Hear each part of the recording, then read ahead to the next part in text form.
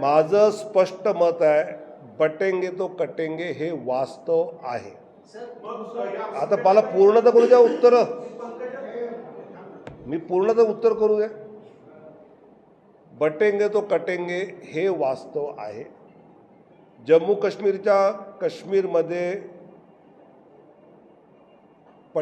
काश्मीरी पंडित आपापसात विभागला, कापला गेला.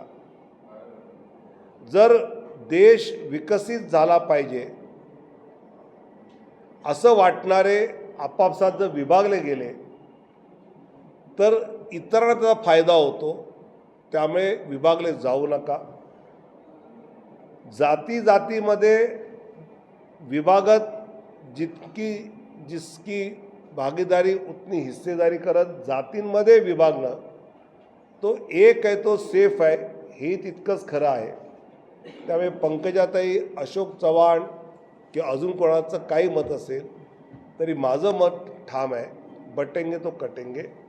त्याचा अर्थ वेगवेगळ्या प्रकारे लोक घेतात. धुळे लोकसभेमध्ये 5 विधानसभांमध्ये महायुती पुढे होती आणि एका मालेगावमध्ये एकदम मागे गेली आणि सीट गेली, असा कोणी अर्थ काढला तो त्याचा आहे.